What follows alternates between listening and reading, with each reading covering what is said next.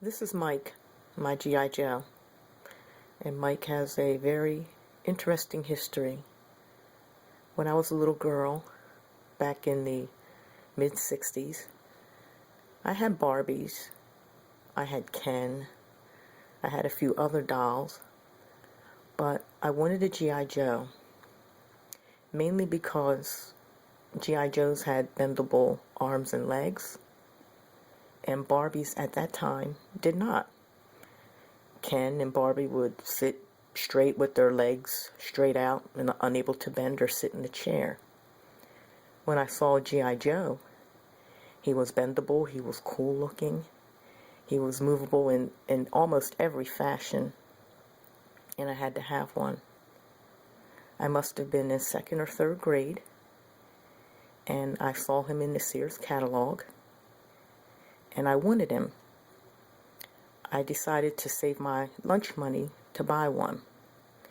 We got 35 cents per day for lunch. 25 cents for the lunch, 10 cents for ice cream. What I decided to do was to save my dime every day until I could afford a G.I. Joe.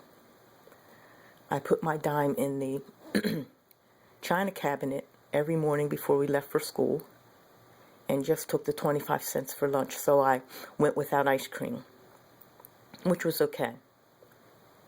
Then at the end of a week or week and a half, I have what was then needed to buy a G.I. Joe, about $1.10. I gave that money to my mother and told her that when I come out of school that day, if she could put the G.I. Joe in her bedroom closet, and then I would go up there and find him. So of course all day I thought about G.I. Joe. I didn't really know if I would get him, but I was hoping. And I went upstairs after school to check my mother's closet, and in the closet, in that skinny little box that they used to come in, about a foot long and a couple inches wide, was my G.I. Joe. And I was the happiest little girl in the world. That was over 40 years ago. And I still have that G.I. Joe. His name is Mike.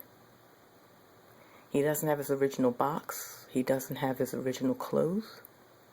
He's even been through a little bit of a rustle. But he's my G.I. Joe. My first G.I. Joe that I've kept. I no longer have my Barbies.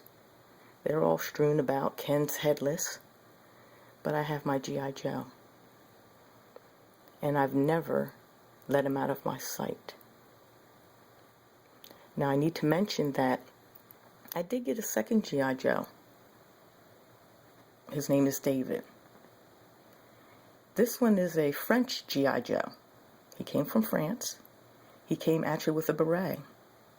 He was my second G.I. Joe. He doesn't have the classic scar that the G.I. Joes had back in the 60s. I guess he wasn't as rugged. He was part of the, Allied forces. But nonetheless, David was my second G.I. Joe, and I also have David for over 40 years. These, ladies and gentlemen, are my G.I. Joes. And I love them very much. And I will always have my G.I. Joes.